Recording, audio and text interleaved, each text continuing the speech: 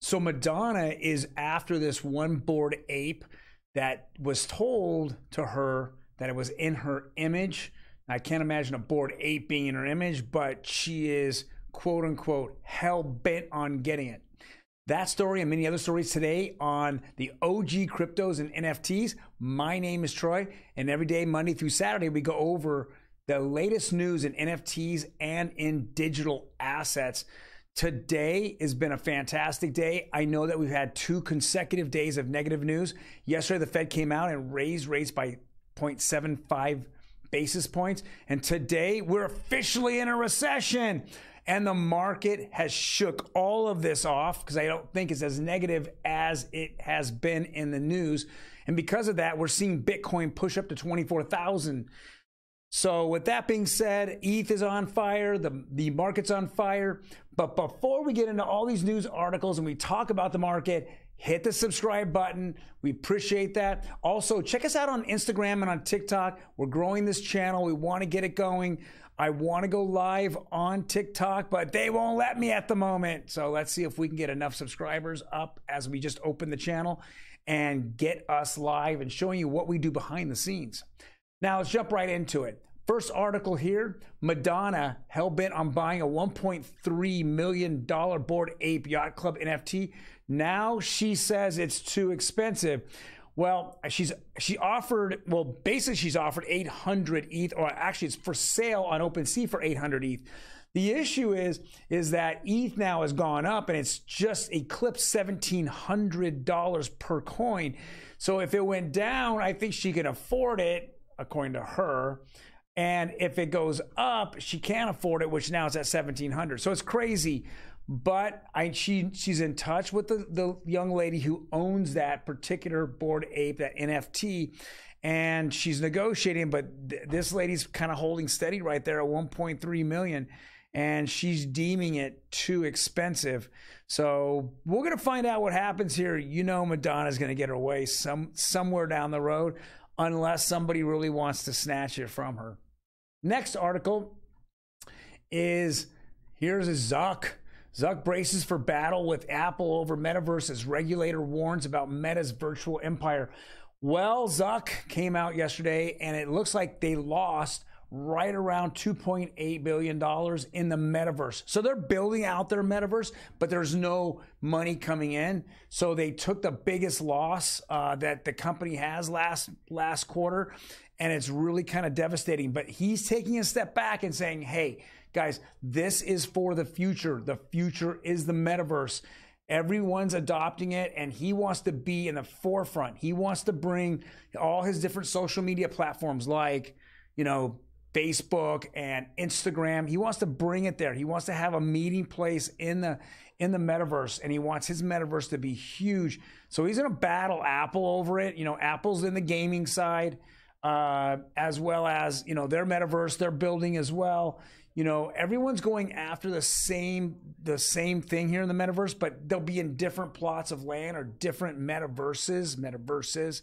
And so they've got to make it as interesting as possible because now they're behind. I mean, Sandbox and Decentraland have theirs up. There's several other different, companies and gaming companies that are putting theirs up, and they're growing like crazy. So we're gonna see what Zuck does here, but we know he has the money to throw around, and you know he can hire any of the developers he wants.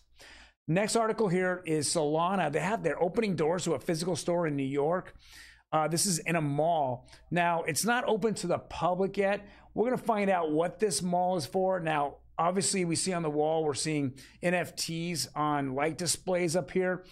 They also have talked about launching their cell phone, iPhone kind of thing, where they want it to be part of Web3. Though it's been a little sketchy and it hasn't really sold that many. We'll see if they're going to offer that in the store. I think this is more publicity than anything else. Now, they're letting certain people in. I guess you have to have like a specific pass to go in at this moment. But I think we're going to see more and more here. They're going to sell merchandise out of it, different things. But it's the first step of getting out there and getting your name out and getting that publicity. Next thing, which I just saw run across my desk, which was kind of stunning. Algorand CEO Steve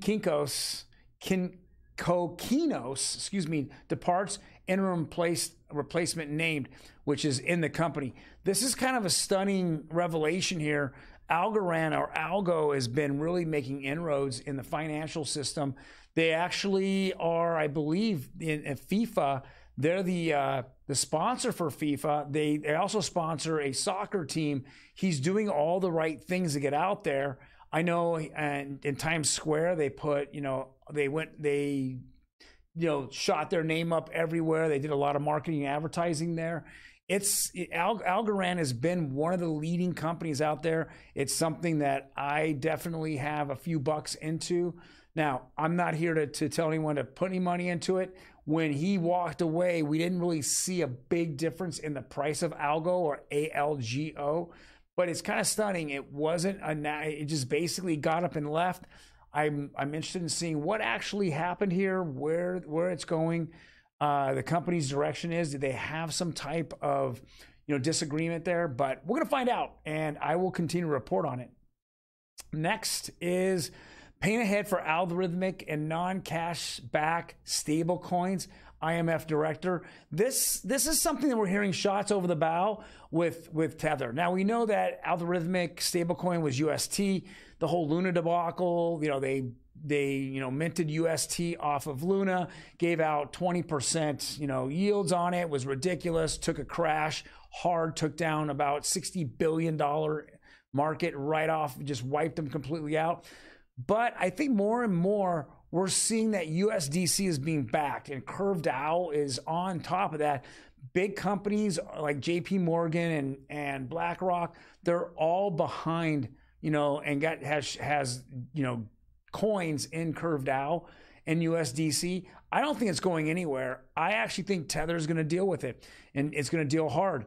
USDC is saying that they have $1 to $1, and they're backing their stable coins by dollars. But Tether hasn't really reported a whole lot, and you're looking at more, or at least they're talking about more of it is not so much in cash, but in other assets, such as maybe other coins like Bitcoin or Ether, or in other assets like real estate or bonds or stocks. So people are prodding them, and right now, until we have some type of regulation coming out of the government, they're not having to really report. And if they don't report, everyone's guessing. And a lot of people from Tether, is been saying that they've been stable. They've had a couple times where it depegged off of $1, but it went down to like 94 cents, but it came right back. So we're not really seeing, its weakness that we saw in UST.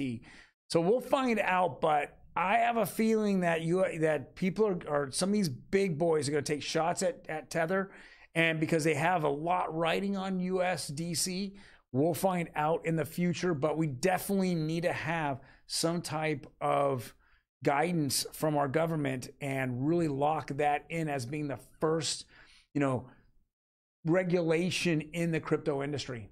And the last article here is talking about crypto regulation, XRP, and their fight with the SEC. It just keeps, the hits keep coming for the SEC. They just can't get it right. Mostly because we feel that they're wrong. I mean, they said that not only is Ripple, and their selling of XRP as security, they're saying even today XRP is a security, and every time it trades, it's an illegal transaction.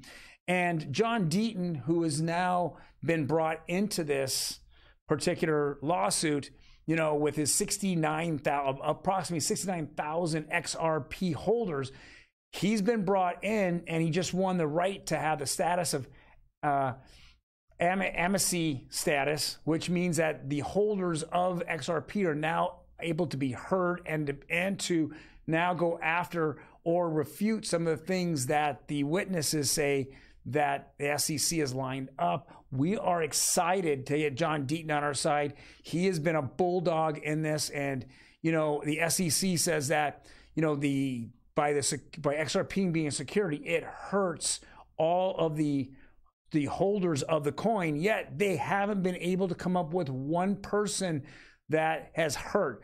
The only time that XRP's been really hurt is when the SEC sued it, when Jay Clayton, on the way out, 24 hours prior to him leaving the agency, possibly forever, he then has XRP sued at the SEC.